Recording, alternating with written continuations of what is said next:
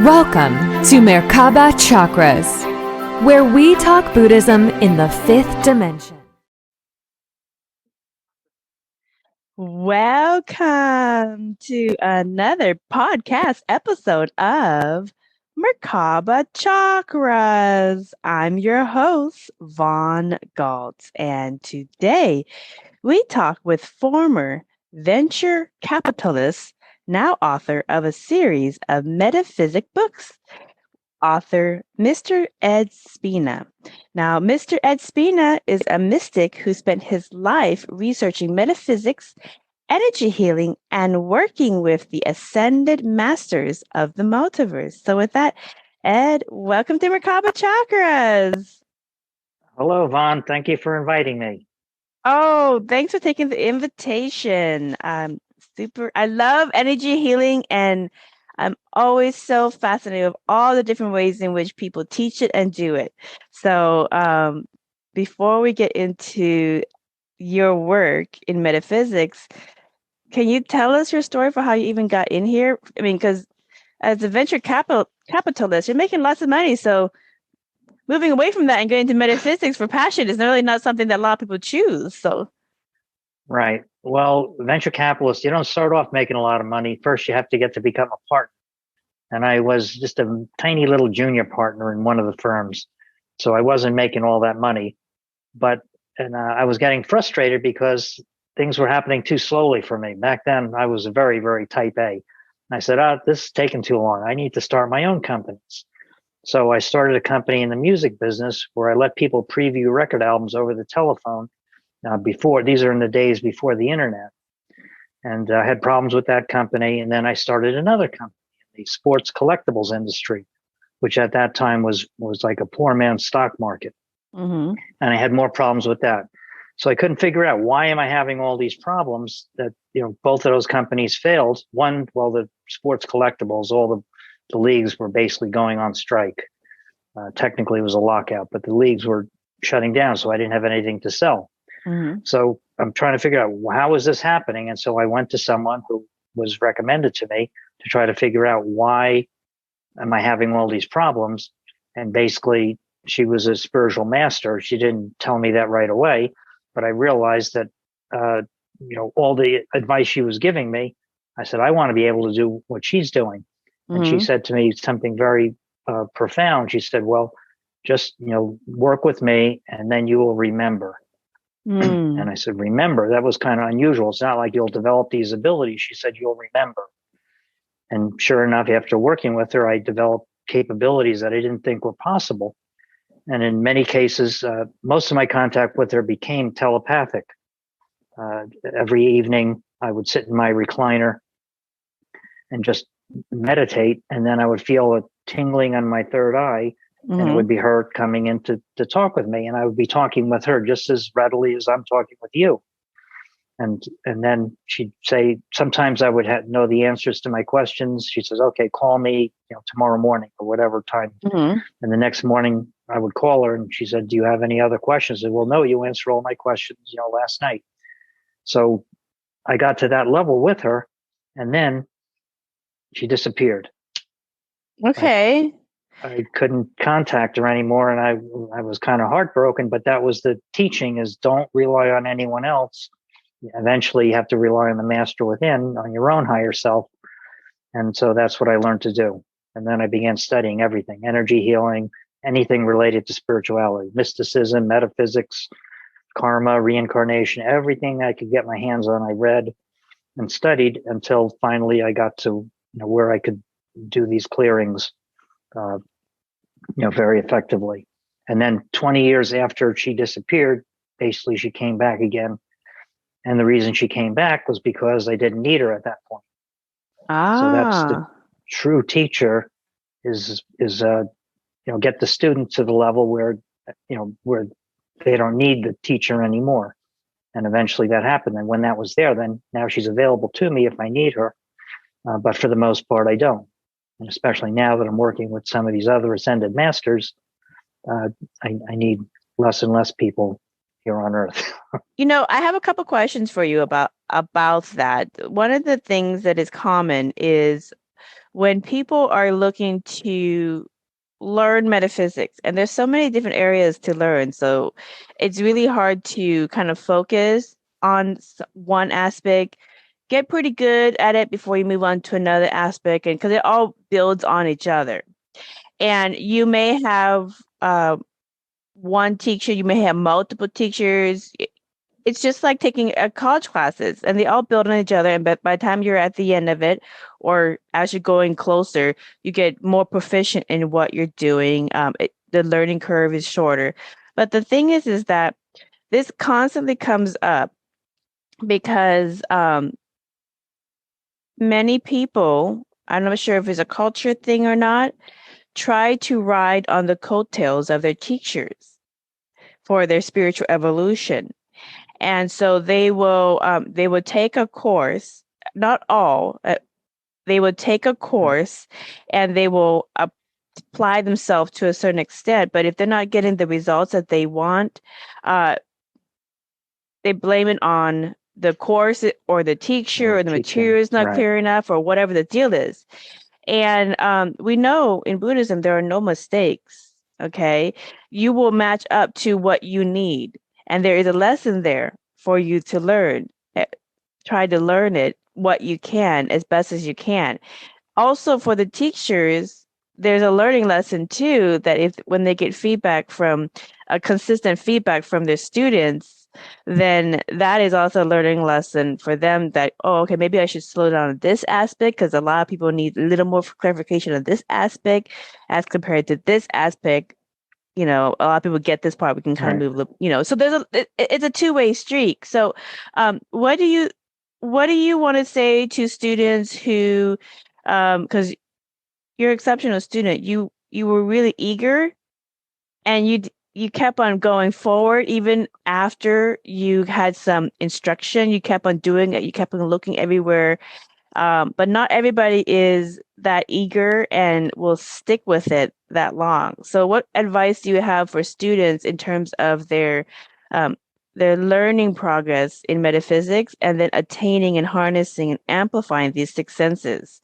Because this is the journey as well.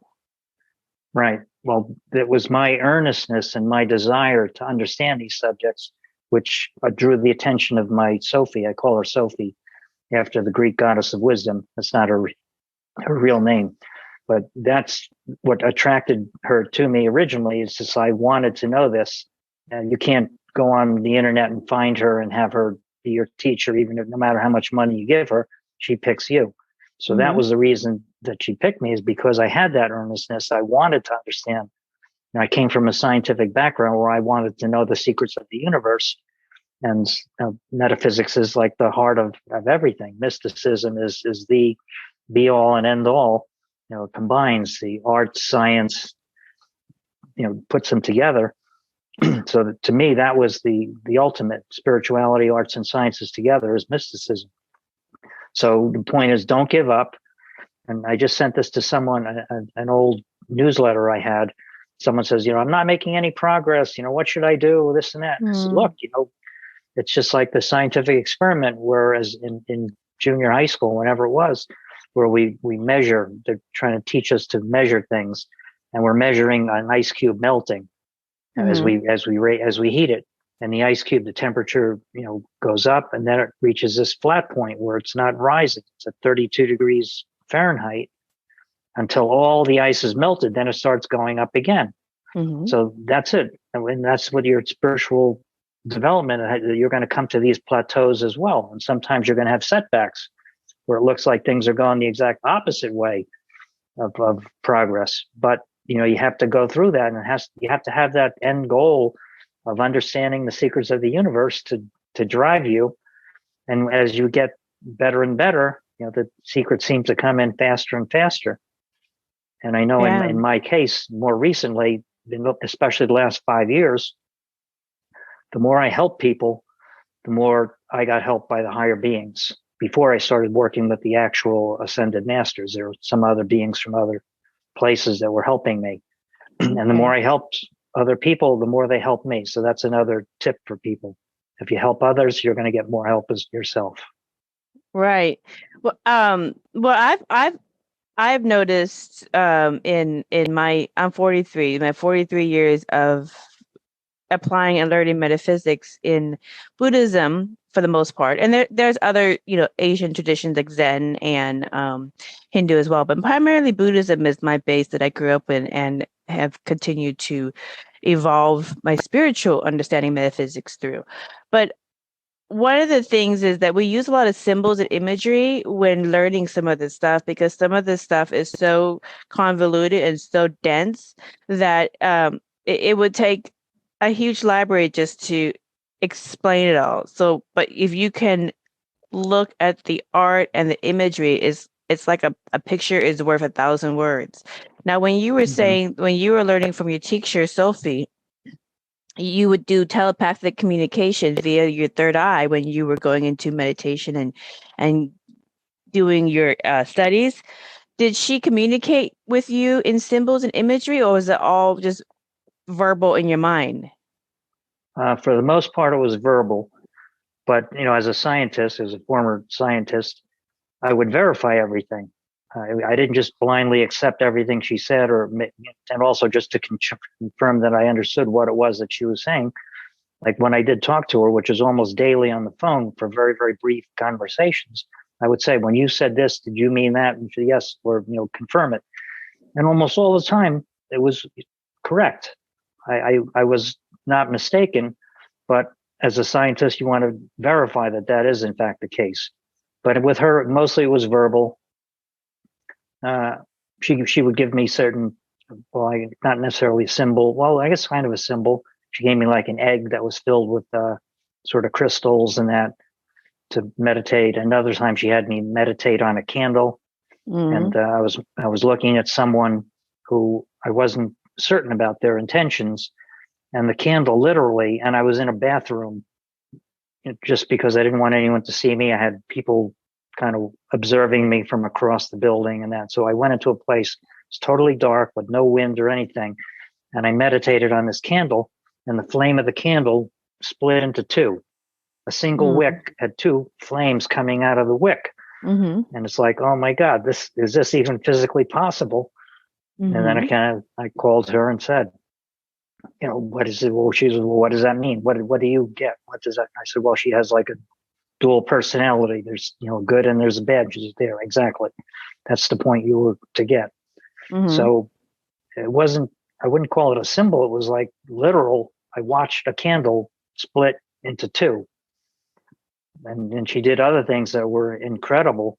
At one point I was in her office and she said, she reaches down from above her desk and says, and gives me these jar full of quartz crystals. She said, pick four. And I picked four of them out, and they're single terminated quartz crystals, the kind you get at any metaphysical bookstore. She says, okay, when you go home tonight, point them with the points to the head of your bed. And so I went to sleep, and I could feel as if there were cords going from the points of the crystals right to my third eye, four of them. And wherever I went, they were following me. It almost made me laugh in the middle of the night. Then the next day, she says, okay, turn them around, point them to the feet of your bed. And the same thing happens. I said, this is crazy. Then she calls me and says, okay, bring them in. So I gather them up and I bring them in.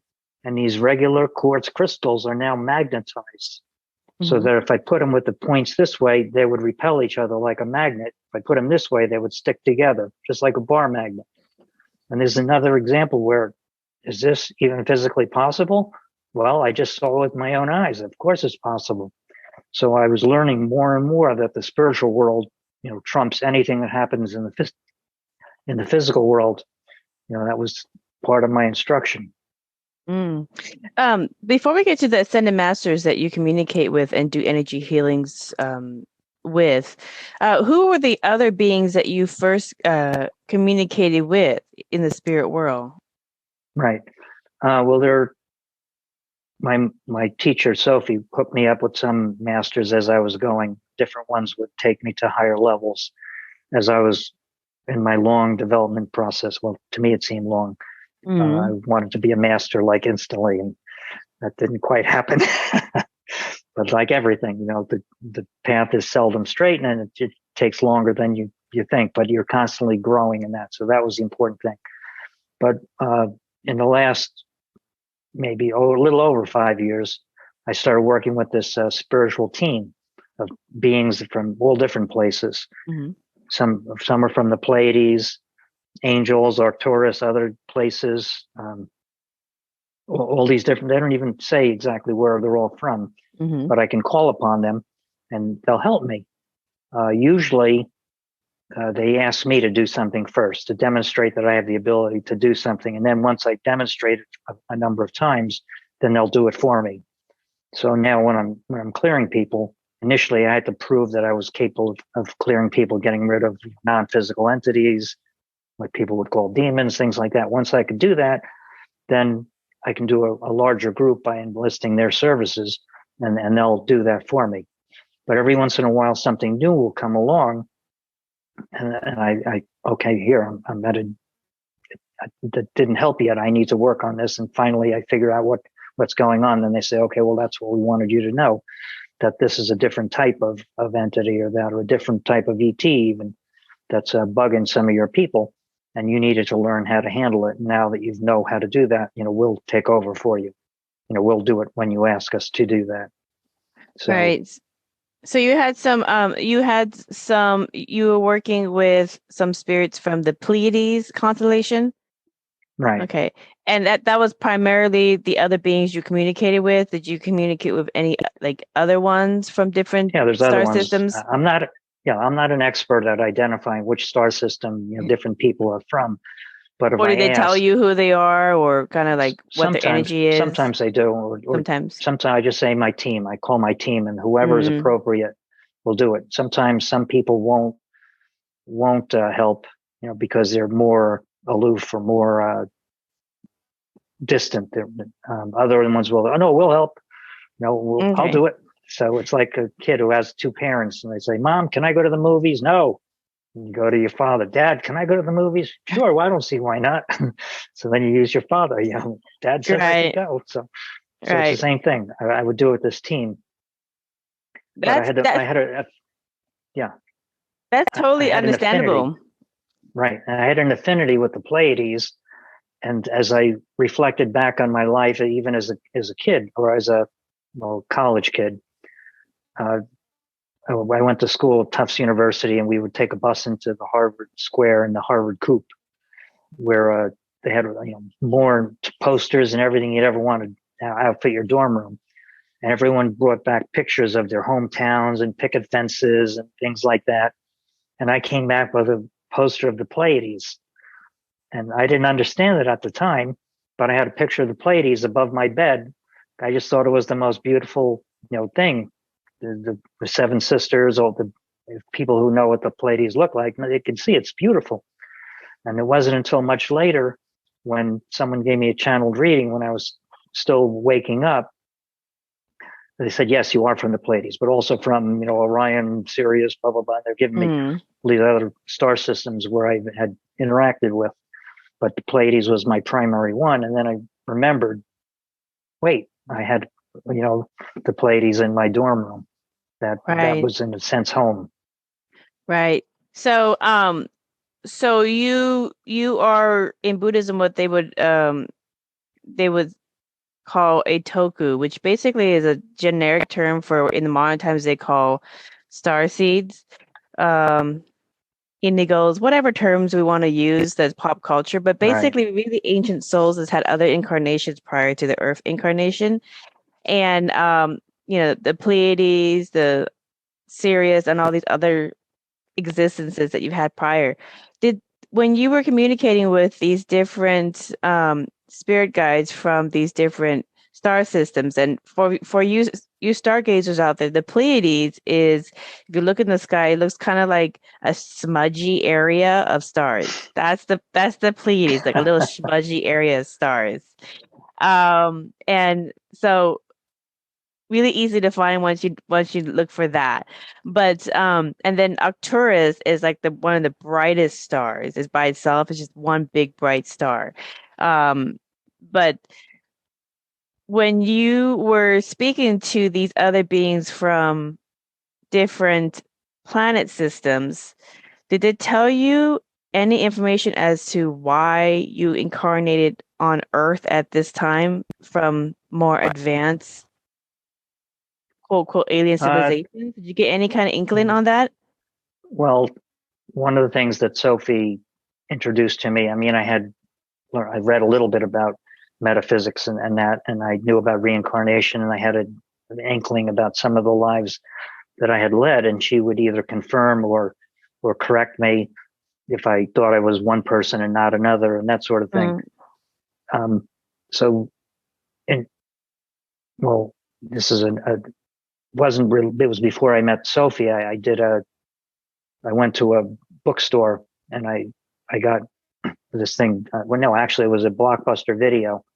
I went to Blockbuster Video, and that was when, well, they had what was end caps on the right next to the shelf that had all these videos from Dick Sutphin.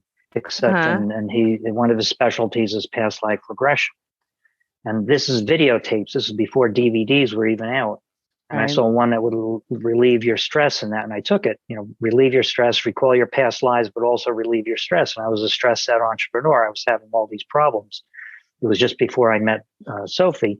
And I went home and I plopped it in the VCR and I watched it and I went into a deep hypnotic state. And then they said, you remember a past life that had relevance to this one. And they told you, what's your name?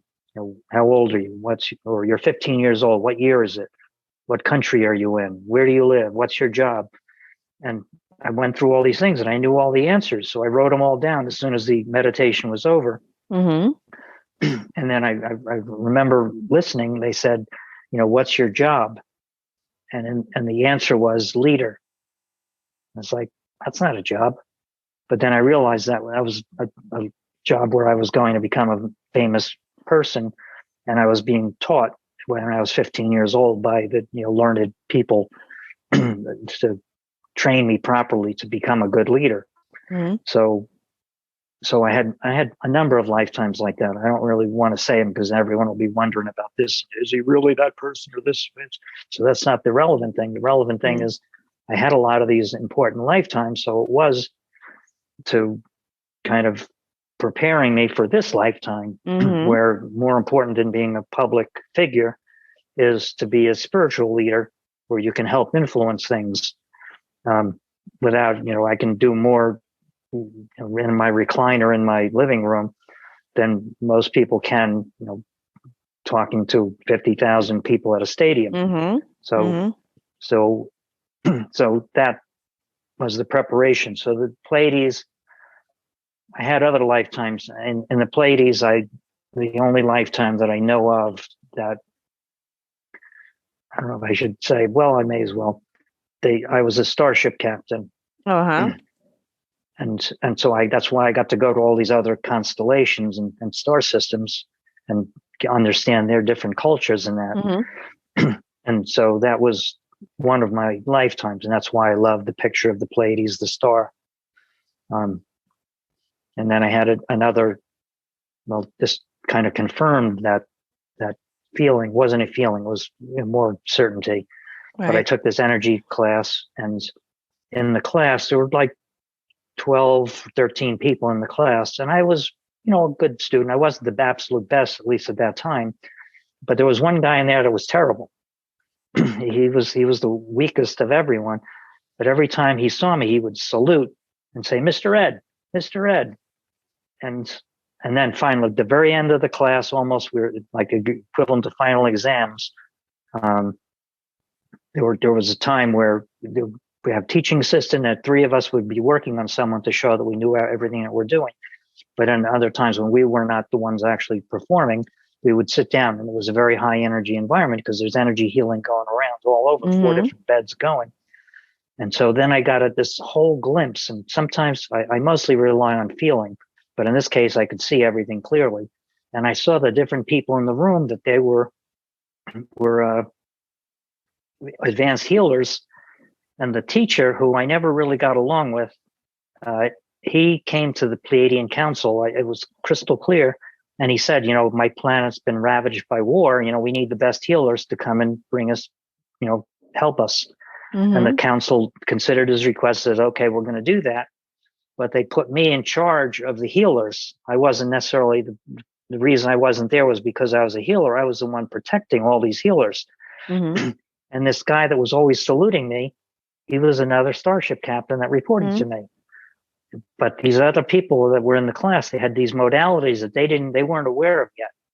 That just like on Star Trek, the Bones, he can do certain things, and they all had different modalities. And I couldn't tell them this because they would have thought I was even more crazy. But I knew that every one of them was a healer that was very gifted, and they would be coming into their own power and becoming greater than what it was. Right. But, so I have three questions to just get more clarity on some of that. The first thing that you said is you can do more for the world and reality and you're reclining doing metaphysics than somebody standing there at a stage to 50,000 or 100,000 or whatever crazy number arena. And actually that is true. That is true, you guys. I'm going to put it in the show notes.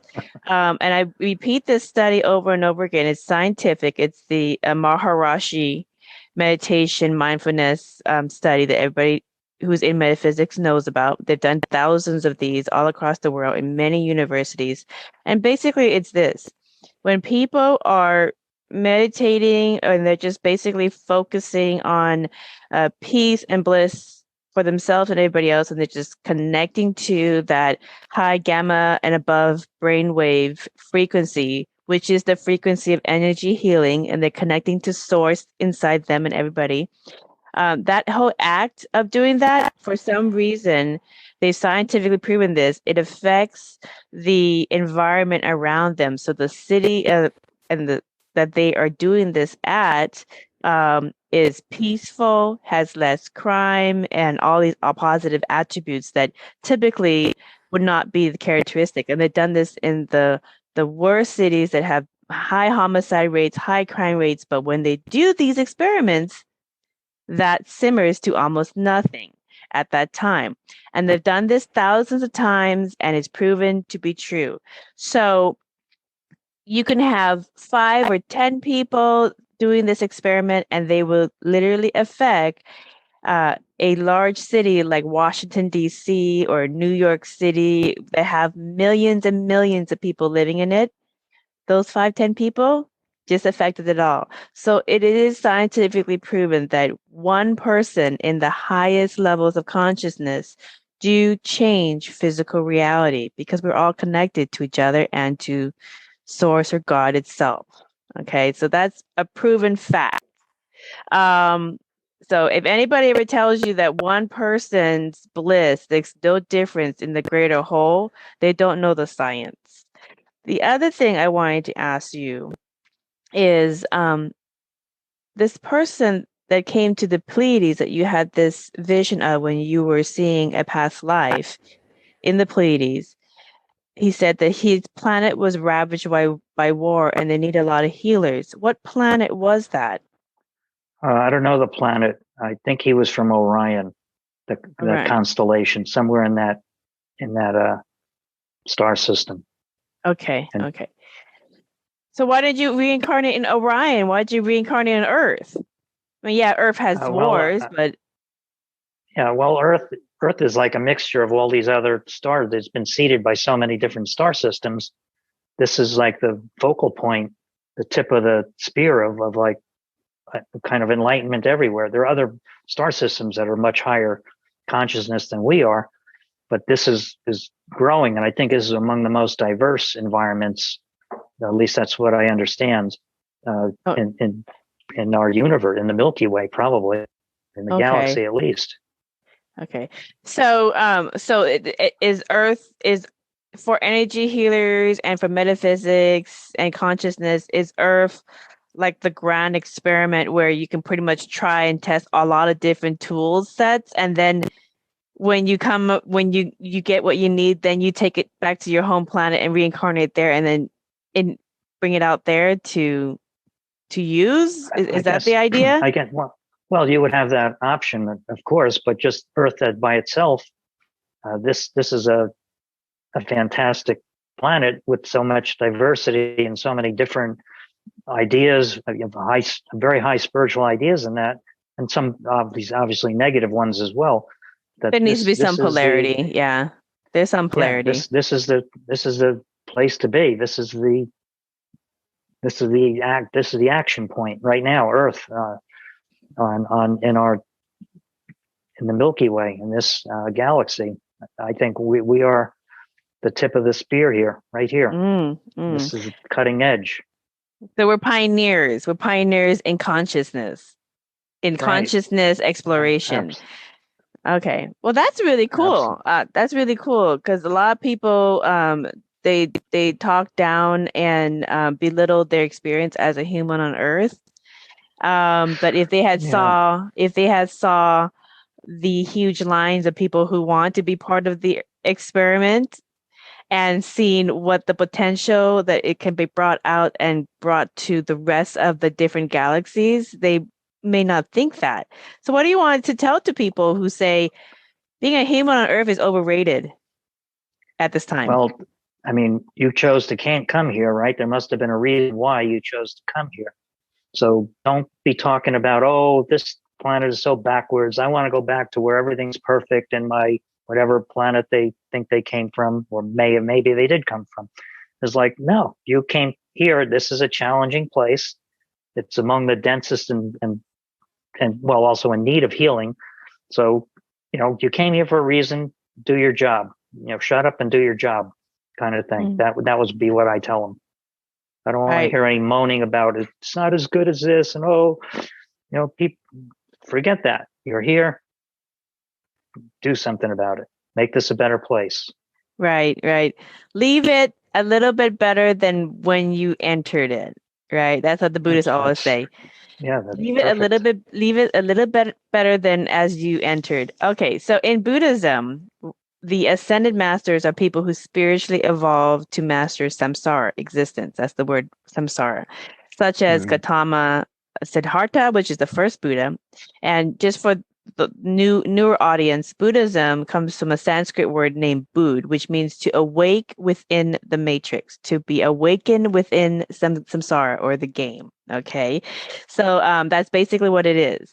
But Gautama Siddhartha, Kuan Yin, Miriam Magdala, Yeshua ben Yosef, and so many others. So what is your understanding of an ascended master? And these are the people that you work with for energy healing. Right. They've incarnated on Earth. They went through the physical challenges and everything else, and they mastered everything. And now they're here. They come back to help us, other people to master their own challenges. So the four that you mentioned are all 4 of the 8 that I'm working with. Oh, really? Who are the other 4 that you work with? Lao Tzu, Saint Germain. I don't know if you mentioned him. Archangel Michael. Who's the last one? Bodhidharma? Oh, Lakshmi. Okay. Lakshmi. And why those specific ones? Did they come to you, or did you did you get assigned certain ones? How do you? Why those 8? Because there's an infinite number of these. So exactly. Why those 8? Do they specialize in something that you're working on too? Yeah. Well, Mary Magdalene and Jesus were helping me all along. Mary Magdalene, I didn't know who she was while she was helping me. And then later, I knew who Jesus was when he kind of showed up in my meditations. Well, they're companions. They were companions. Yeah. They're kind of husband twin wife. souls. Twin, exactly. Yeah. So they were helping me all along. And I was rereading this book, Mystic Christianity, for the 3rd time. It was written in 1907, and it's a classic, and it's very inspiring. It tells the story of Jesus from a mystic perspective. And I was reading this book, and I just finished a chapter where he raises Lazarus from the dead. And I put it down, and then I sense he's right here with me. So I'm joking with him. He's very funny, and he appreciates my jokes. So, of course, I like him even more. But I said, and I'm known in the healing community of getting rid of demons and curses and things like that. And so I said, I'm going to devote my life to raising people from the dead instead of just, killing demons. And There you go. he's laughing. He's laughing, but there's a grain of truth to that. And then next thing I know, he's got all these masters around me, and I could sense them. I didn't know who was who. And he says, what do you want? And I basically says, I want to wake everyone up. I want people to wake up, not just in the 3D world to all these institutions and individuals who are acting in ways contrary to what they say. I want people to be able to see through the illusion, but also awaken them to a higher state of their own consciousness, a higher aspect of their own. And they're just listening. They're not commenting. They're not saying anything. And then they just suddenly fade away. And then I'm getting ready to put together another package of MP3s and that. And I'm thinking I should bring in the Ascended Masters, go back to my mystic roots in a sense, and bring them in. And so I started just kind of picking. Some were obvious: Jesus, Mary Magdalene, Buddha, Lakshmi, because everyone wants prosperity. Everyone needs abundance. That's a favorite one in China, in Asia. the money, the wise Lakshmi. Right. Well, and Kuan Yin, everyone needs help, master of compassion, and to help people. She's the best at getting rid of deeply seated sadness. And so I just kind of picked them at random. Well, it wasn't random. I didn't realize. My conscious mind, to me, it seemed random, but to my higher self was orchestrating it with the help of Jesus, helping me pick them from different areas, different specialties. And then I was putting together the package, and I first had a module 1 introduction, and then I put them all in order. And I said, okay, let's start with Buddha, number 2, Mary Magdalene 3, Lao Tzu 4, Archangel Michael 5, Kuan Yin 6, Saint Germain 7, Lakshmi 8, and Jesus 9. I wanted him to be the last one. Those were my Buddha and Jesus, like bookends. And then I looked, and from a numerology standpoint, which is one of the things I studied early on, I realized that every single number matched their specialty. Buddha, 2, diplomacy, tact, the middle road, middle path. 3, self-empowerment, Mary Magdalene. 4, Lao Tzu, the balance between work and play. 4, 5, Archangel Michael, freedom from cutting cords, sovereignty, etc. 6, family, Kuan Yin. 7, Saint Germain, the holder of the 7th ray. 8, Lakshmi, 8, abundance, and 9, Jesus, completion. So I didn't even, I hadn't, even when I was putting them in order, I was just trying to mix East and West, male and female. And I realized I put them in the perfect order for those 8. And so obviously it was orchestrated by a higher force, or my higher self, or even higher, and with the help of Jesus. That's how I came to kind of pick these 8 masters. And when I'm asked Jesus, do I need any more? And he's like, no, you got it covered. Like, you don't need anyone else. Yeah, that's a good set right there. That's a good card set. So I just wanted to clarify some things, because for some viewers this is new to them. For most of the Asian viewers this is not new, but for some Western audiences this is new. Jesus in Asia is Yeshua ben Yosef. That's his real name. Right. It got Yeshua ben Yosef, son of Joseph.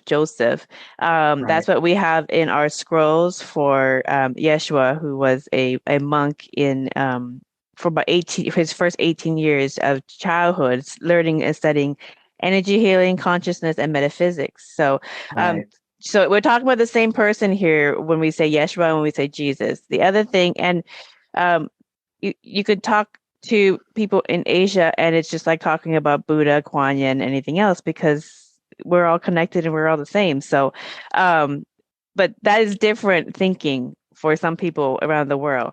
But same person. And then Mary Magdala is, when I say Miriam, that was her real name is Miriam Magdala, but then it got changed and confused to Mary. But Miriam and Mary is the same thing. And Yeshua and Miriam are married and they did have kids. And that's the Buddhist account according to our scrolls. Now, the reason why you don't see a lot of Buddhists running around trying to convert, because what is the point of converting if your pre-life plan is to have certain lessons, including the religion and the upbringing that you have? It is your journey. The other thing is we already know this. And when you come to it, you're going to come to it. It's going to resonate. Or if it doesn't resonate, then there's obviously something that you need to still work on. So, that's the background for when I say Miriam, I mean Mary. When I say Yeshua, I mean Jesus. They are married. They did have kids according to our scrolls. And our scrolls are like basically, they are like school records. We keep really meticulous school records of who comes into the different monasteries to study, how long were they there, what year, and et cetera, et cetera. And that's basically it. It's just school records. So we have school records from Miriam, Yeshua, and a couple others as well. So anyways, I just want to preface that because some people get confused. But Ed, in Buddhism and Hinduism, ascended masters can be revered as mini gods under source, and God itself is where all creation and existence comes from.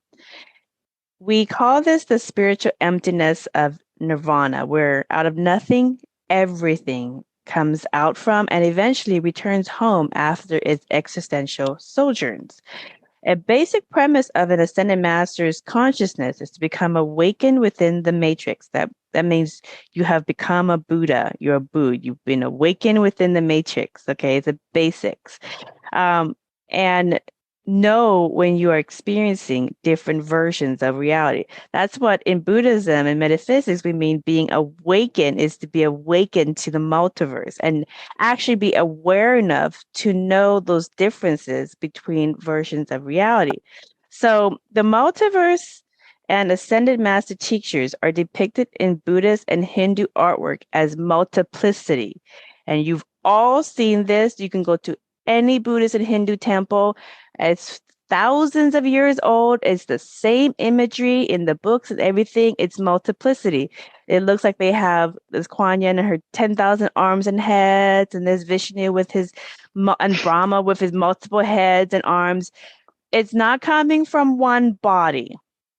It's a artwork depiction of them existing and doing the work in multiple versions of reality. That's the interpretation from the art history in Buddhism and Hinduism. Okay, so, but to actually know and experience and know that you experience that is a basics of mastering your consciousness. It's your basics to becoming an ascended master. So, Ed, tell us your experience with shifting between realities when you try to arrange an event with a couple of metaphysical associates who did not like each other. You have a very interesting story about this. Right. Well, they weren't necessarily metaphysical. They were business people, but at the very high end business people. And my friend that I was working with on this project, he said, we should put, A and B. I just call them A and B together. They could help each other, and it would be a good boom to us. I said, okay, you're right. Let's go. And so I talked to the first one and said, hey, we want you to come. And he's like, okay, I'm open to it. And then I went to the other one and said, we have this guy we want you to meet. And he says, actually the first one I said, we want you to meet B. And he says, we already met. And your meeting did not go well. I said, really? And he had a second person with him that was antagonistic in that. And he says, okay, if he was there, then probably B would have just thrown you right out of his office. He goes, well, that's pretty much what happened. He just threw us out of his office. I said, okay. So I went to B and I said, I know in the past, we said, okay, we better wait a few months. So we waited 6 months. And I'm talking to my friend about this, we're ongoing working on this.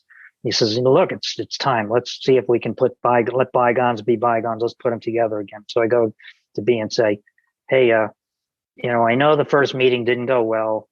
You threw him out of your office, but, I think it's worth it. We should meet again. There's value if we all work together. He goes, who?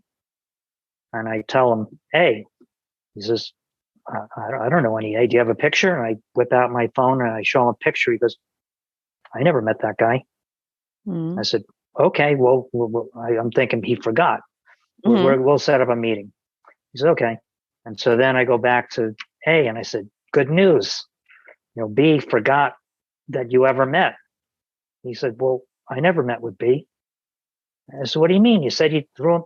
No, I know of him, but I never met him. Mm-hmm. And then I was flabbergasted. And I said, okay, like we'll set it up. And so I go back to my friends who he was on the phone with me when I'm calling A. He says, like, it's a whole different timeline. Mm. It's like a timeline that happened is no longer exists, and their reality, it didn't happen. I think in my theory, my hypothesis is that if you're operating mostly at a higher state of consciousness, you can sometimes see these different timelines. Mm-hmm. And whereas other people that are not at that necessarily at that state, they don't see it. They just see whatever timeline they happen to be on. But I'm thank God not thank God, but thankfully my friend could confirm that, yeah, I'm not crazy. I didn't imagine that they met and they, in one timeline they didn't. But then after that happened, I started to experience more of this multiplicity. I was in a car. I remember sitting outside of a restaurant that I was early for my meeting, and I just looked at the sky and the clouds are going by, and it was like an unusual sky, and I just said, "This whole thing is fake. It's all fake. It's all an illusion." I said, and I was just picking extremes. I said, I might have $1 million in the bank, or I might have zero. I mean, I don't know what the real number is right now, but it's somewhere in the middle. But and either one, I don't know which one is which reality I'm in. But at the same time, I said it doesn't matter, and it goes to the fundamental spiritual teaching. It doesn't matter what is actually where you are at the moment. It's focus on what you want, focus on what's going to help the maximum number of people, and don't worry about how these timelines are jumping, or you're jumping from one timeline to another. Mm-hmm. It's too complicated for some of our conscious minds to understand that. Let the higher self and the higher spiritual beings sort that out. Your job as a human here trying to raise your consciousness is focus on the things you want, which could very well be higher consciousness, Mm-hmm. and the benefit the maximum number of people. That's your job. Focus on what you want. Don't try to manage the nitty gritty. Just like when you hit a website, you don't wonder, is this game circulated through Chicago and then LA and then to Seattle? Yeah. You don't know, you don't worry about those details. You just want the results, and the universe the internet will go the right way. Same thing, the universe will manifest things for the highest and best good, if that's what you're looking for. Right. Well, in the second experience where you had another version of reality, what happened to the sky? Did it change? It wasn't the sky. It was just more like it wasn't just a clear blue sky, and it wasn't a beautiful blue sky with puffy white clouds, Mm-hmm. like a Truman Show type sky. It just looked unusual, kind of like after a storm kind of thing. Mm-hmm. But it was just a awareness that suddenly this whole thing is an illusion, Mm-hmm. and your mind and your higher self and that is orchestrating things that beyond what your conscious mind can even understand. So don't get sidetracked with trying to micromanage these little things. Mm-hmm. Focus on the end result and let the universe help you to manifest that ideal result. Right.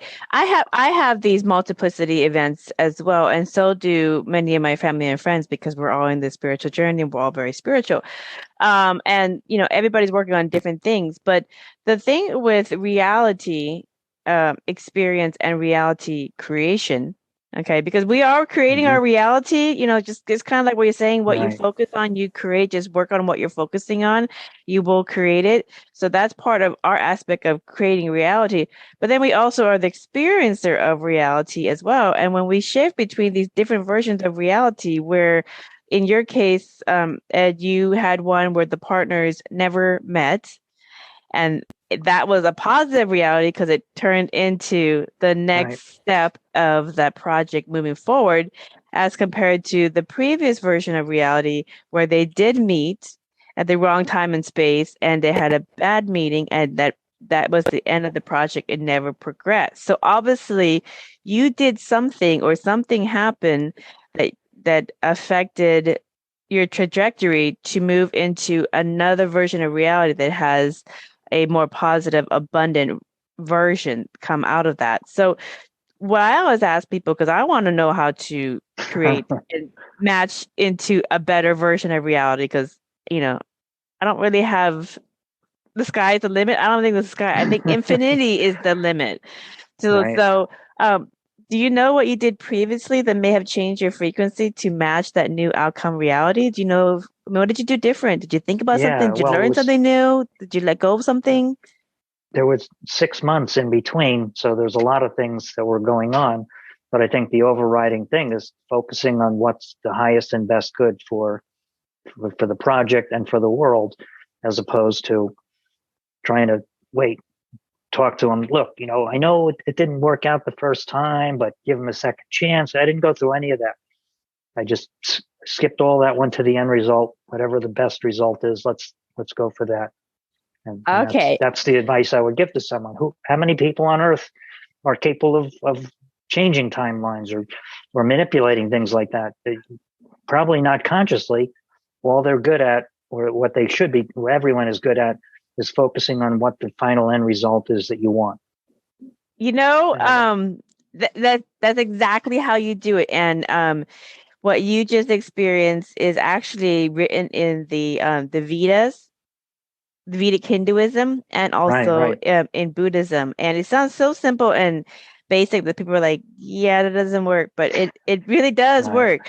So the the basics is this, and it's actually done in meditation as well. As meditation and energy healing is, again, what you focus on, you create. So you focus on the outcome of what you want. So in this case, you wanted, the outcome was to have this project progress so it can, Right. do its best in what the outcome was. So you focus on the outcome, and then you don't get distracted by any of the nuances that could prevent that outcome. Just focus on the outcome, and then let the universe surprise you for how you get to that outcome.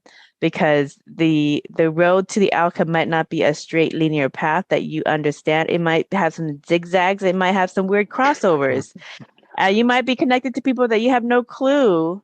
They're connected to other people, or will open up other things. And before you know it, you got to the outcome so much faster, and so much more easy than had you followed what you think is a linear, it has to be this way, and then this happens, and then this happens, and then this happens. Well, if you just focus on the outcome and you put your intentions and your energy on focusing on the outcome, and let the universe work on the rest, and don't get distracted, because there's a lot of distractions to see if, are you really committed to this?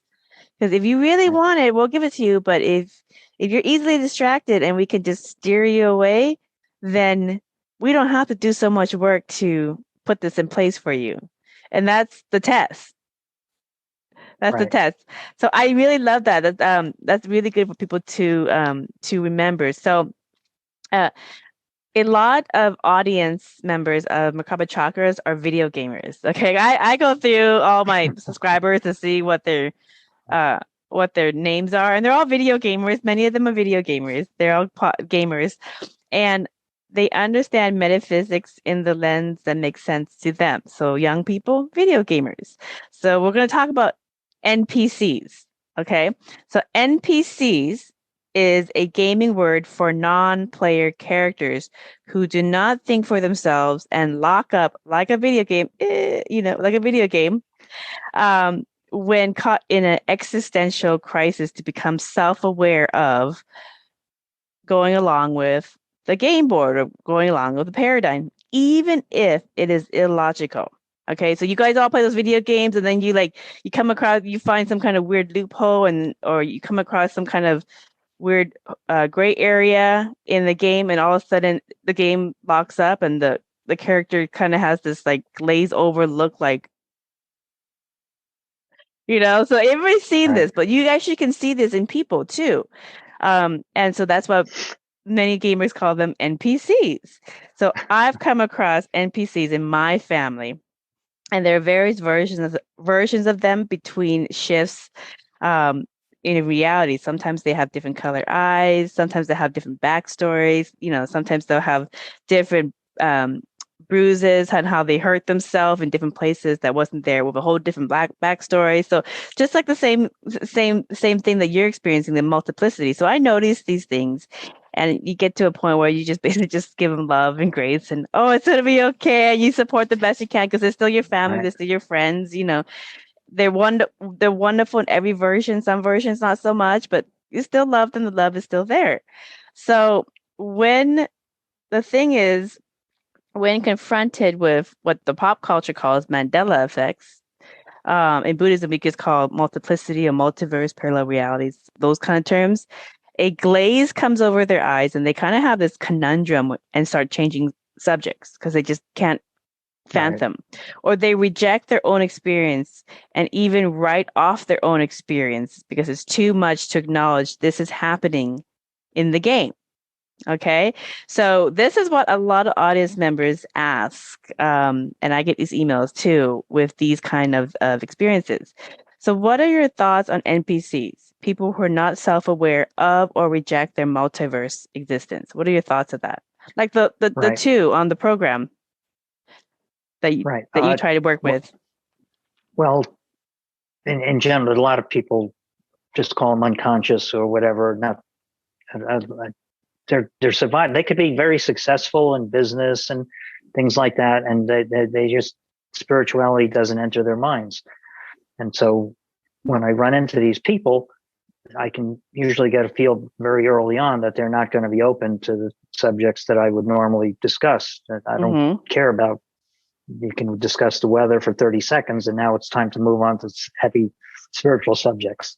And so I know they're not going to be open to that, but I'll try to drop some hints, just to let them, just to plant the seed, so that maybe in weeks, months down the road, they'll say, they'll wake up a little bit. And as a funny example, I was at this restaurant bar in Westwood, California. It's a suburb of LA, an affluent area. And these two guys were sitting, drinking wine and talking. They had a question, some trivia question. And I'm right next to them. And I told them the answer. It's blah, blah, blah. They go, oh, yeah, you're right. It was blah, blah, blah. And then he said something. He kind of included me in the conversation. He said something. I said, well, I don't think that. He says, what do you mean? I said, well, do you want to know what I think? Yeah, we want to know. And so I told him something. And the one guy is like, one guy, he just eyes glazed over. He just listens to the mainstream media, would repeat talking points. But this other guy, he happened to be a physicist. So he was constrained by logic. And what I told him, I said, this is what's going on. And I just gave him a broad brush outline of what's going on. I said, no, this is what's happening. And he's like, he had me keep going. I was like 45 minutes, almost a lecture of what's happening in the world. And then he said, every single thing you said, I disagree with. I don't want to believe. And yet everything I said is consistent, internally consistent. It has predictive value, and it's describing everything that's gone on so far to date. It's just different than what you see on TV. And he's like, his eyes not quite glaze over. All of a sudden, he's got a problem. This cognitive conundrum. The conundrum is setting in. And this other friend kept saying stupid things, and he says, "Shut up, shut up." He's not even being polite to his friend. He says, "Shut up." He told him to shut up. Shut up! I want to hear what this guy has to say. But finally, he says, "Shut up," and he just kept talking. And so he left. He walked to the other end of the bar. It wasn't heavily populated, and he sat with his hands in his head in his hands, leaning over the bar. And it reminded me of like during the Great Depression when someone just found out they lost, their entire net worth, $1 million net worth just went down the tubes. Yeah. Well, I just shattered his reality.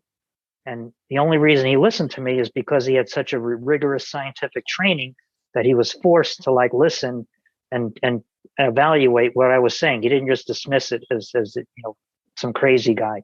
Mm-hmm. And so he stayed there, and then he came back, and then I'm done with my meal.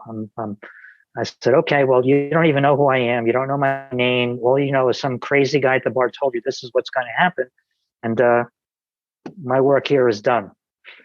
I'm gonna go. But you can never listen to what I just told you. You'll never know what I said. Right. And so I left.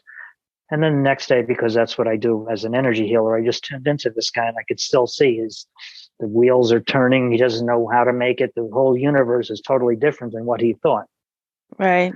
So that's an example where I had someone who was ready to hear something new and wake up. For the most part, I'll just drop a few hints here and there, and then just let that fester until they get that dissonance, and then they have to fix it. Usually, initially they all fix it by just burying it.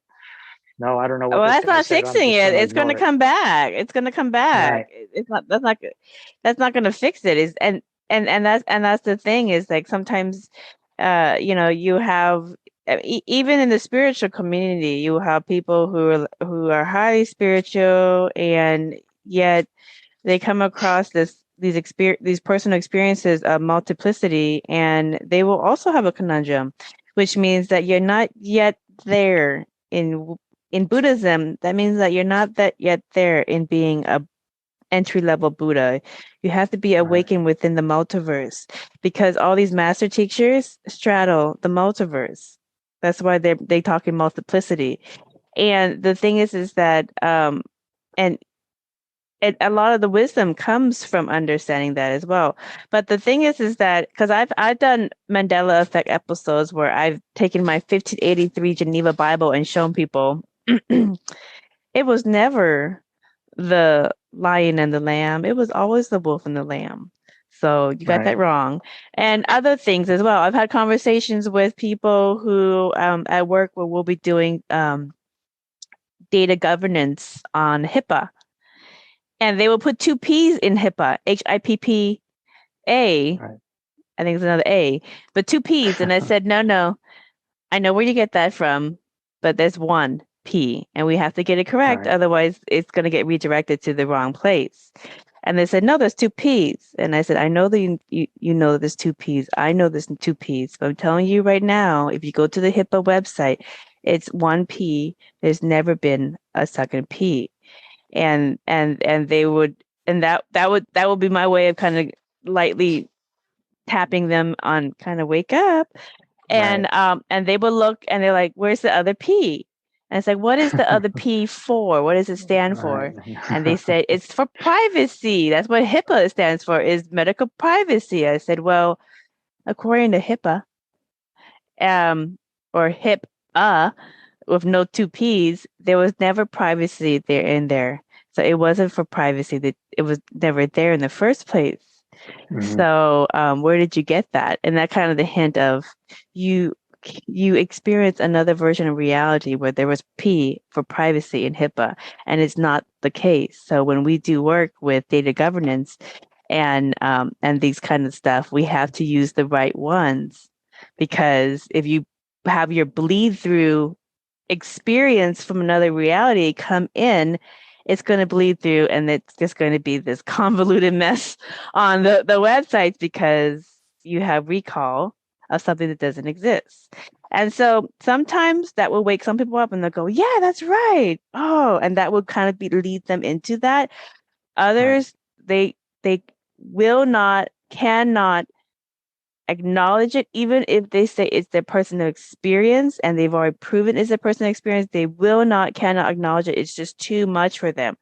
And so in Buddhism, when we finally come across somebody who's at that point in their spiritual development to get into the aspect of metaphysics in terms of the multiverse and the multiplicity of self, we basically say that when you're experiencing multiplicity, and because sometimes you'll have people in your reality say, when did you get that tattoo? You've never had that tattoo. I know you my whole life. Right. So now you're experiencing a multiple version, a different version of your body. Your consciousness experience a different version of body. Right. So it goes both ways. But anyways, what we typically say because people want to automatically think it's a negative thing. Like, oh, it's a negative thing. Yeah. But it even says it in the Bible that you have dominion over everything, which means you have dominion over creation. You can create anything. And in order to have dominion over creation, you have to have dominion over reality. Well, you have to understand reality. And reality, the big aspect of reality is the multiverse, and it's completely tied to the observer and the observer's creation ability.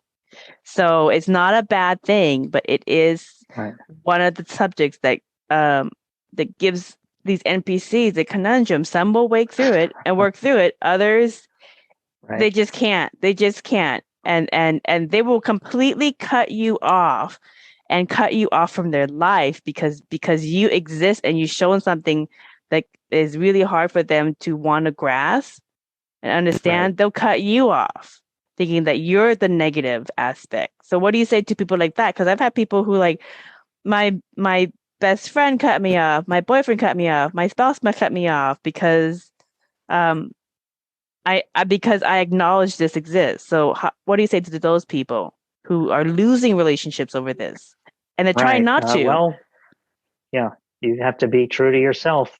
Your mission on Earth is to maximize your consciousness, to grow your consciousness as fast as possible.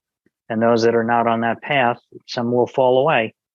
That's like a husband and wife team that are going in parallel initially, and then one becomes more spiritual and the other drifts away, and they're no longer compatible.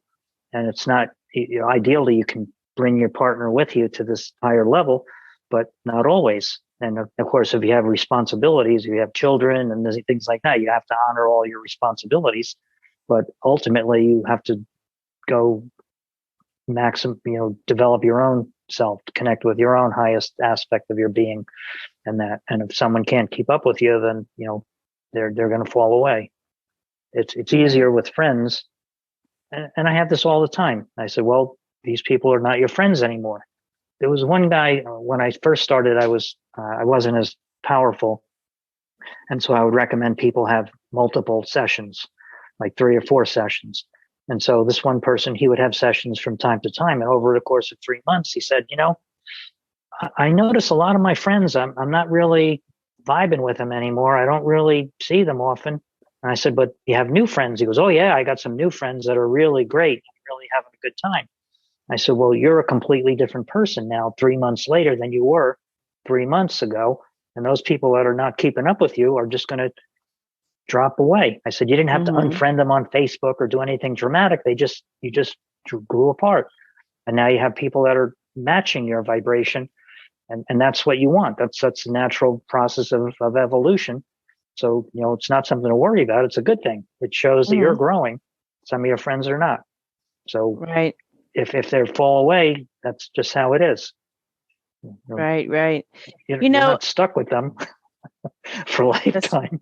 It's true. Some of them are your family members too. Yeah.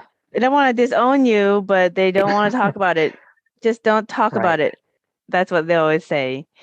The thing is that because I like spiritual evolution for me, I'm much more ahead than my spouse.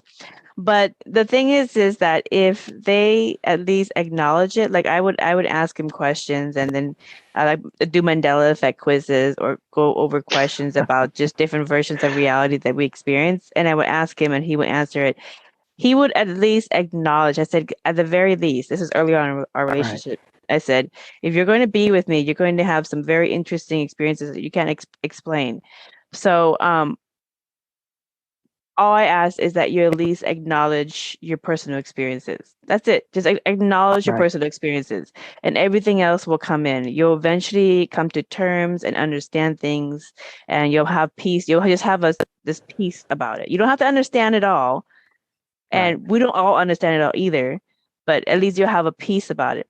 And that's what he agreed, that he'll at least acknowledge it. And so as our relationship developed, weird things would happen, and he would just acknowledge it, like, "Yeah, that did happen. I don't know why it happened, but that did happen. Oh, yep, I saw that person, and although everybody else didn't see that person either. Yep, we went to a restaurant that was supposedly closed, and everybody else says it's closed, but we sat there and we ate this, and I ate this, and da da da, and yep, that Right. happened." So he at least acknowledged it. So his own personal experience, and I would acknowledge, yes, I had that experience as well. So we would at least be on the same page acknowledging it, whether he understood it or not. Right. Over time, he just made peace of it all and just basically like, oh, this is just God playing games with with the game boards and doing different things. So we're in the game where we can't see the big picture of it all, or how it's all being orchestrated and Right. happening. But down here in samsara, in existence, it if you don't see the higher level of how it's all moving around and the parts are connecting, it is confusing and can be scary. But if you know that you are connected to source, and source always has your back, and it will get you to where you need to be, so you can have the experience that you've set for yourself in your pre-life plan, then it's all good. So so just like you said earlier, focus on what you want to create, and you will create. Just focus on the end result. Don't get caught up in the distractions and how things are done. That's really for Right. source to figure out with the spirit world. So I hope that gives people guidance on this topic of NPCs in our lives. Okay, I know it's a really funny topic, but if they love you, for the most part, like your family, they're still going to keep you. Okay, you're just going to be. This is going to be a topic that just kind of dance around. But at the very least, if they acknowledge things, that's a stepping stone. Eventually, they'll come to terms with it. But it's mostly because there's a fear that this is negative, because they don't understand how reality is created and how reality is merged and split and all that kind of stuff. So I think Dolores Cannon, the author Dolores Cannon, she called these people backdrop people. So she had books and interviews where she'll talk about the backdrop people. That's what she called them. Right. And sometimes you can wake some of them up, but most of the times they're just part of the simulation. They're just part of the experience.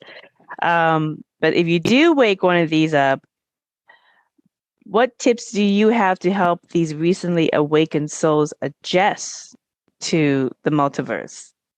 Is there Right. tips for them? Well, just in general, get them on a spiritual path if they're not already, to understand, what's happening, what the options are. Mm-hmm. I had a friend who I woke him up. It wasn't quite as advanced spiritually, just it was more what was going on in the world. Mm-hmm. And this was a long time ago. And when he woke up and he realized that what he had been taught was all a lie, he was like a crusader. He'd go to parties and he'd say, "Don't you realize that this is this?" And he's like a reformed smoker that wants to make sure no other person ever smokes. Well, he wanted to make sure no one else listened to any of these lies anymore. And it was kind of comical.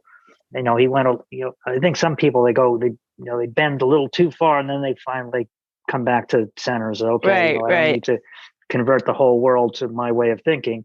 But now that I know it, and that's more how I am now. It's like, if someone doesn't want to listen to me, that's okay. I mean, I know quite a bit of things that could probably help you, but if you don't want to listen, that's okay with me. The people that know will listen and hopefully benefit from whatever I can, point out to them. So, but if and that's with most of the, the ascended masters at the one extreme level, but anyone who's even a master at the lower levels, they're not out there proselytizing and trying to convince everyone this is what you should be doing. They're standing there as a resource. And when the person is ready, when the student is ready, the teacher will appear. Well, they've been there. And they say, what do you think about this? Is this, and that's, well, since you asked, I'll let you know. Here, this is what's going on. And they give the person however much money.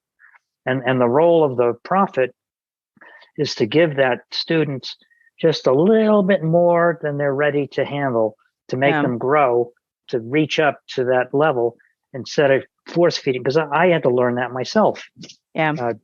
When I first woke, I mean, could you, in a regular business environment, you're having telepathic conversations with everyone. One day I woke up and I thought the whole world was telepathic, and I didn't I didn't think I had to explain myself or anything, what was going on with my company. And one of my investors came down and he said, well, you know, I didn't hear back from you. And I said, well, we talked about this. He says, what do you mean? I said, I told you blah, blah, blah, blah, blah. He goes, well, like, when did you do it? I said, it was last night. I said, I think you were out at some nightclub. I remember seeing you sitting at the bar and your friends were dancing and I was talking to you then. And he's like, but it was before cell phones. But I said, I thought you got the message. He says, well, could we like use a telephone next time? Can't we just use a telephone? I said, okay, I guess that's a fair thing. And then I realized that not everyone was getting all these messages that I thought was obvious to everyone. But anyway, going back to the prophet or the teacher, just give them a little bit more than they can handle so they stretch, but not overwhelm them, because I was overwhelming them and his eyes would just glaze over like those NPCs. And he wouldn't hear anything I could say anymore. Oh, I've seen that glaze over eyes so many times, Yeah. So.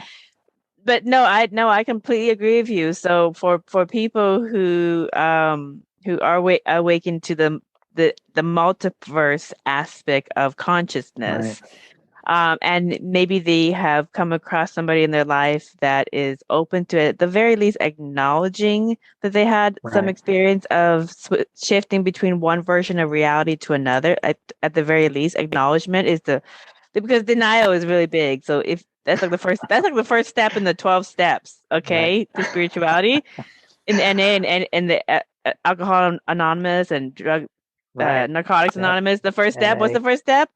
Acknowledgement. Okay, so it's the first thing. Everything else will come after that. So if they could at least acknowledge that, yes, I did have this experience as well. I don't understand it, but I acknowledge it.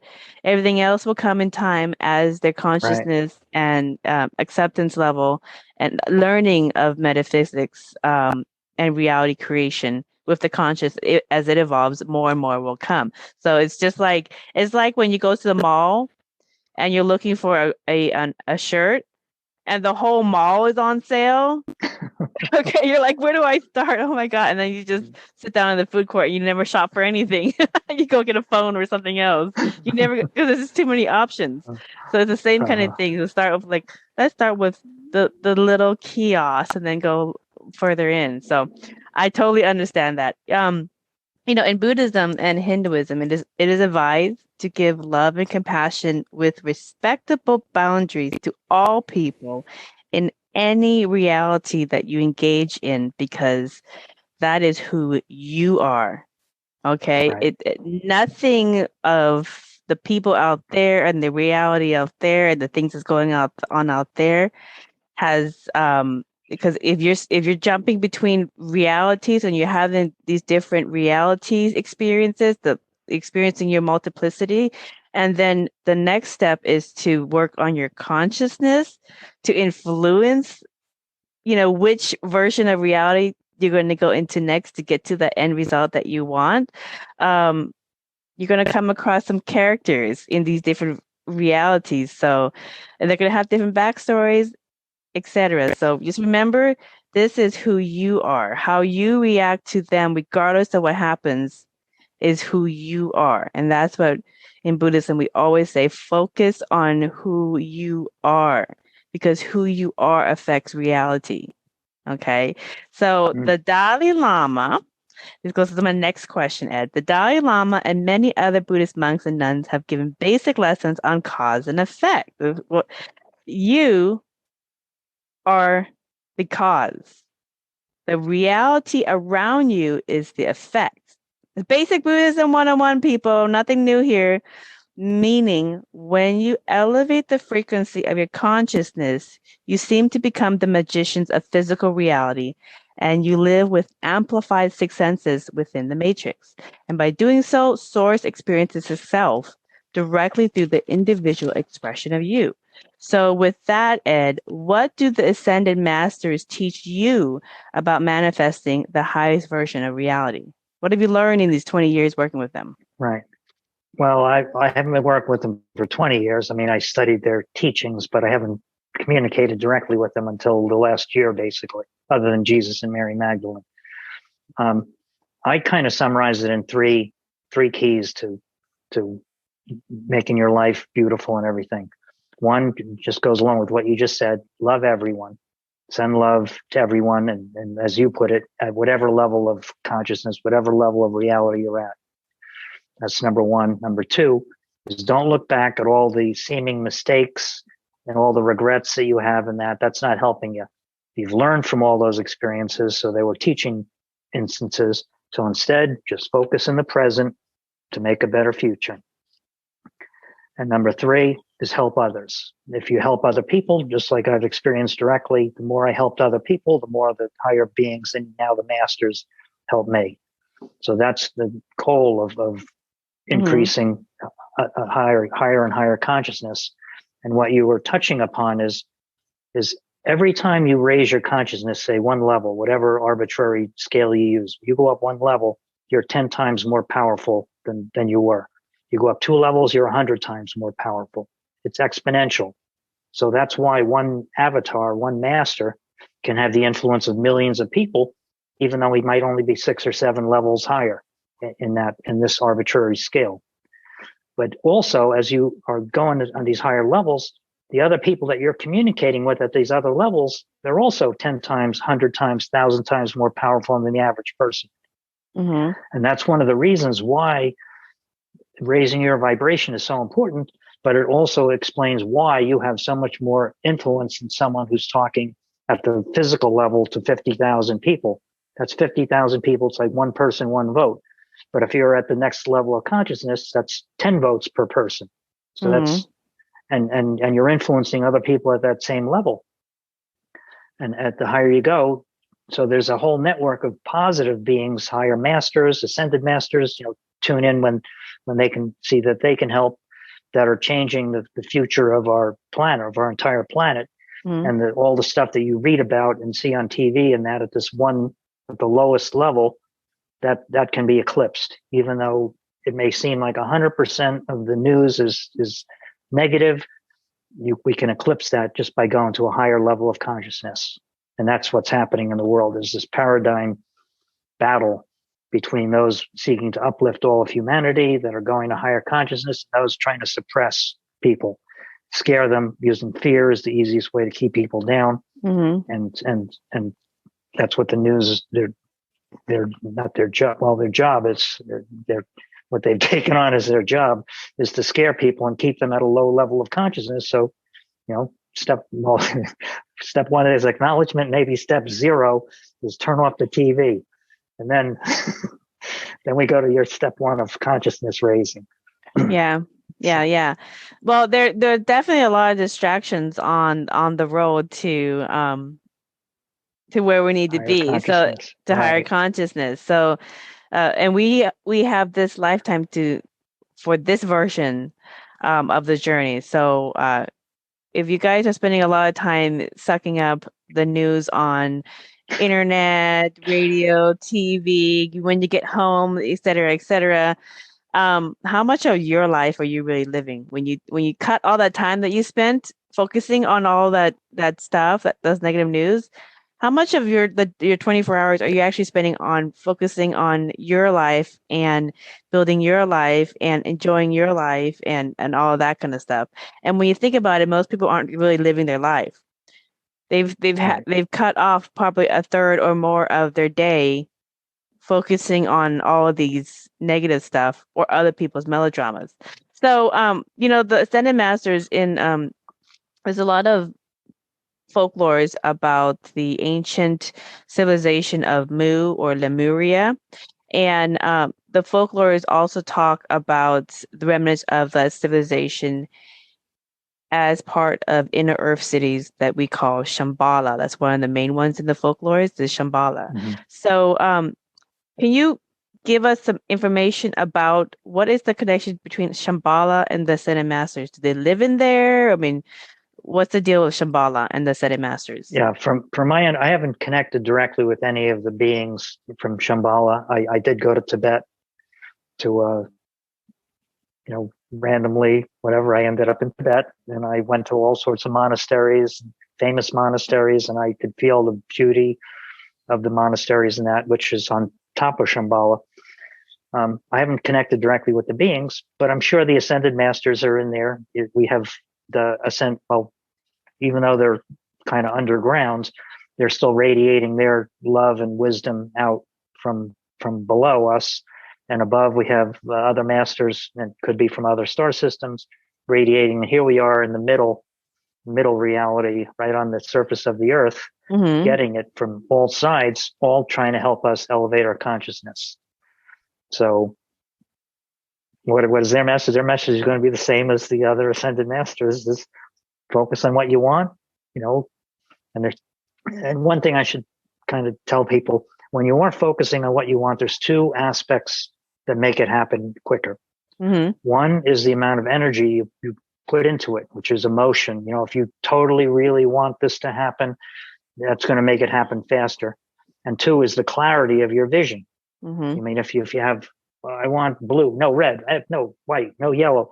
Oh, people do that all the time too. They always second guess themselves, or they change their mind, they change their focus, and so you just undid all the greatness you were starting with when you just focused on the one color, whatever it is that you want. So have a clarity of vision and put emotion behind it. And the higher your consciousness, the more the closer you are to source, to the Ascended Masters level, the faster those things are going to manifest. Well, let's talk about healing, because you do energy healing work. And on your website, you do energy healing remotely and also in person. And you also teach it as well. So the Ascended Masters, is there any kind of tips that they have and that you do as well to help heal 3D traumas and raise our consciousness to a fifth dimensional level? Is there certain things that we could all do?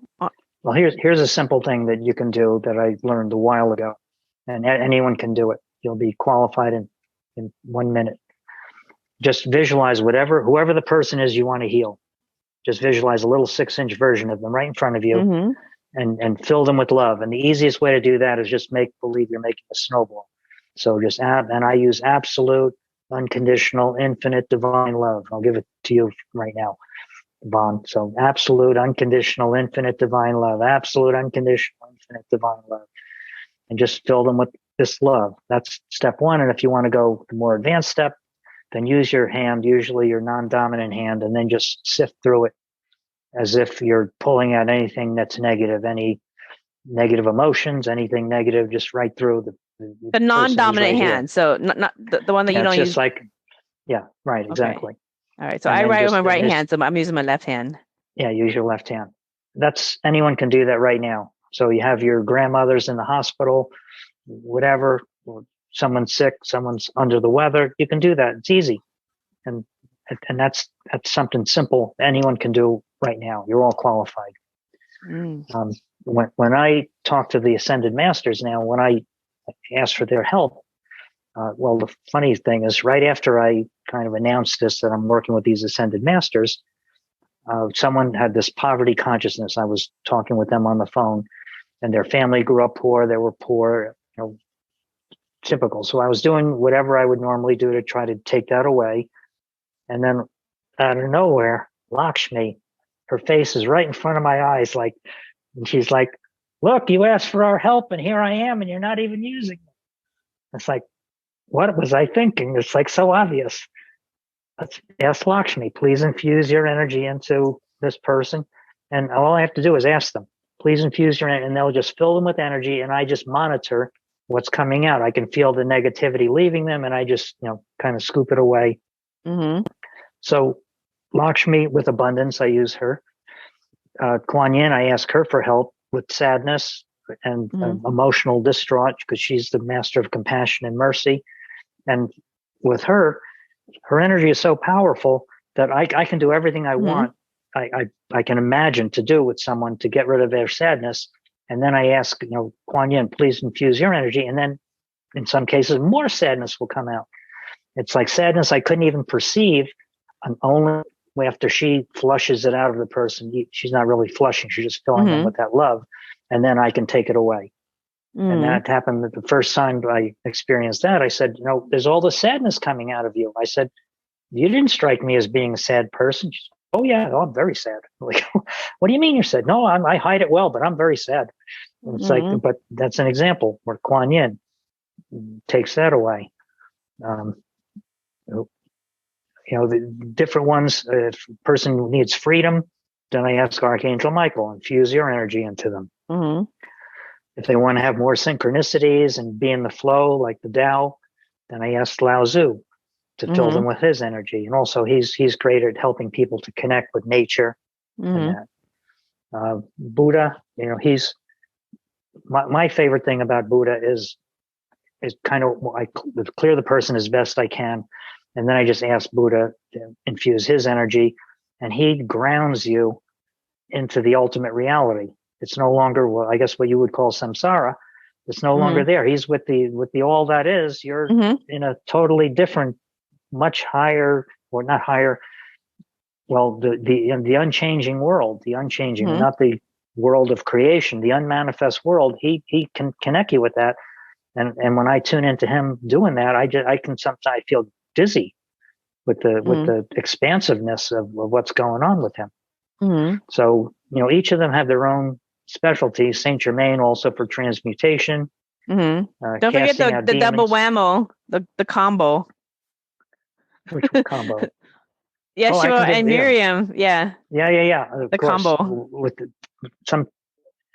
sometimes people are unsure of themselves or this and that, and I bring in Mary Magdalene, especially if she's a woman, because that's divine feminine power and wisdom. And they just are much more sure of themselves, like almost instantly. And I can tell how unsure they are by how much negativity comes out of them after I bring her energy in. And almost always then I bring in, like you say, the double combo. We already brought in Mary. We may as well bring in Jesus. They're together, just a couple combo. It's like what is it? What was it at McDonald's? You supersize? Supersize it, right. Supersize. They bring in the combo. And they're available at a moment's notice. Yeah. So this has been the most fun this past year of healing people because I have so much help. Yeah. It's you don't have to do the heavy lifting by yourself. Right. Well, I had my team. They were doing a lot of the heavy lifting, but they were more sticklers for, you better learn how to do this first.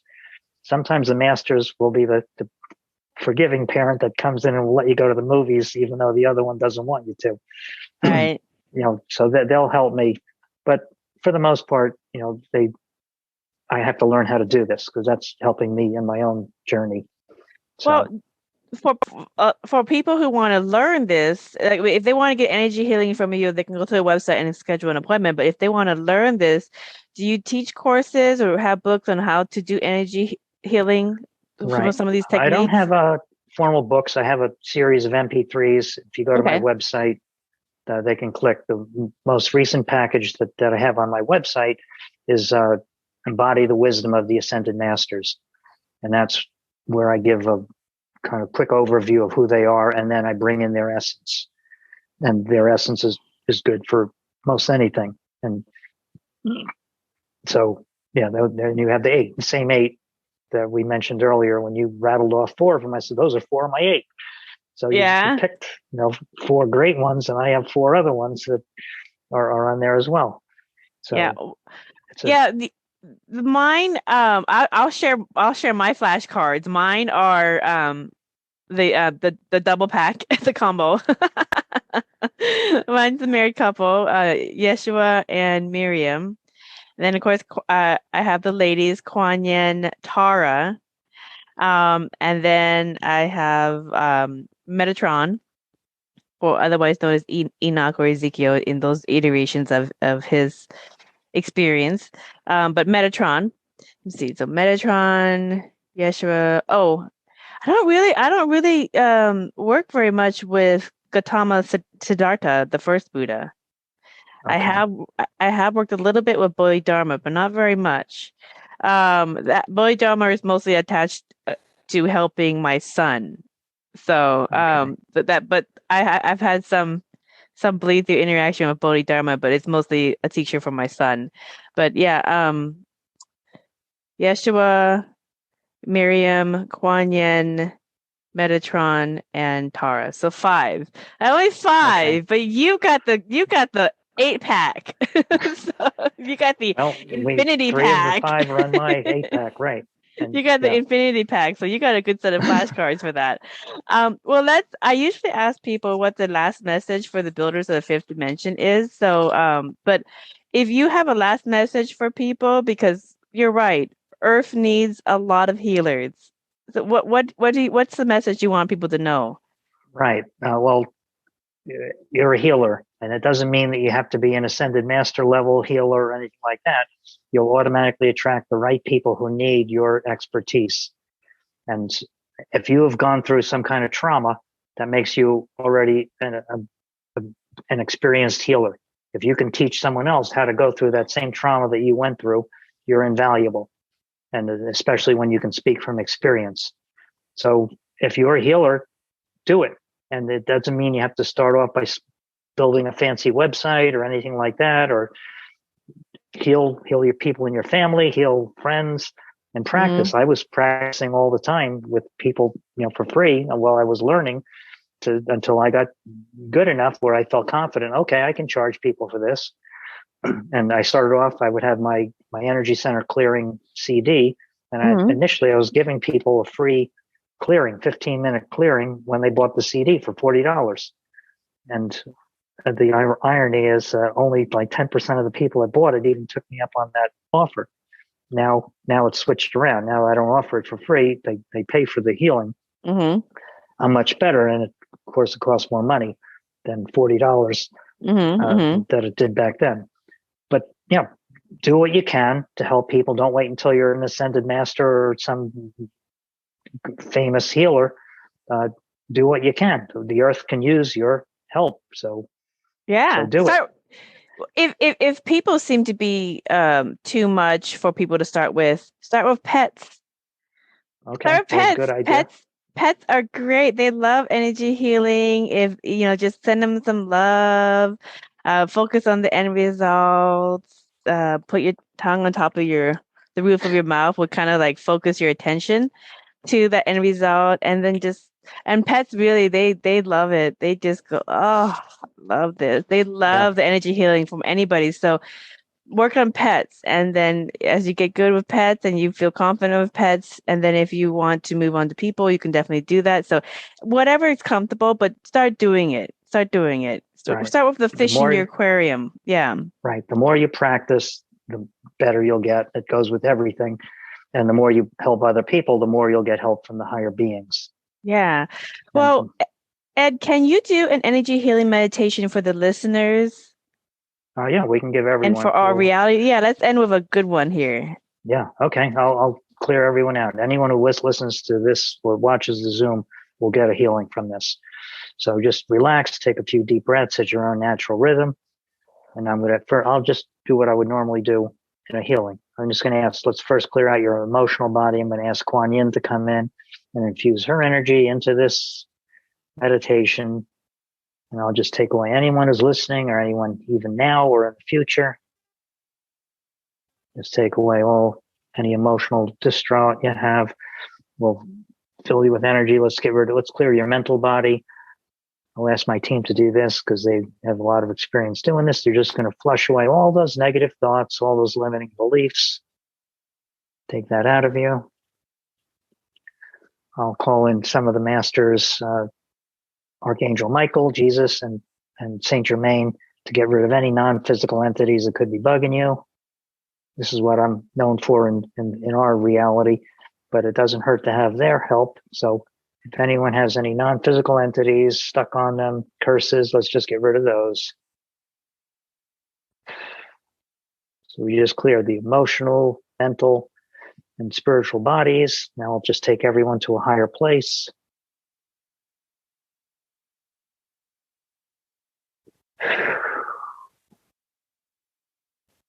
Well, let's bring in some more higher wisdom. I'll bring in Jesus to fill you with unconditional love and the Christ consciousness.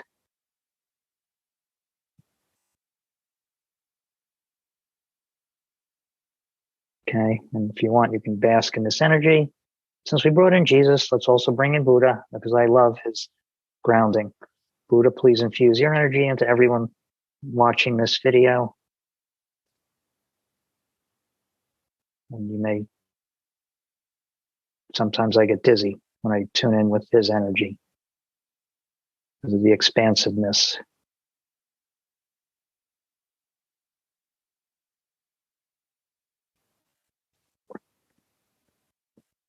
Okay, well, there's a few minutes of great energy from some of the greatest masters who ever walked on earth. So That was great. everyone Thank a boost. you. Yeah, you're a shot of love. I love that. Thank you, Mr. Ed Spina.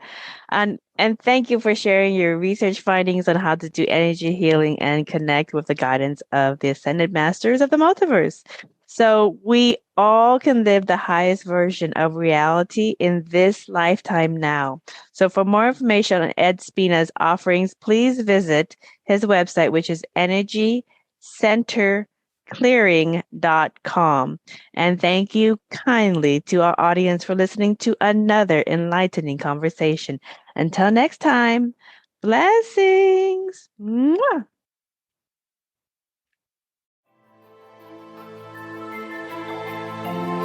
We hope you enjoyed this episode of Merkaba Chakras, where we talk Buddhism in the 5th dimension.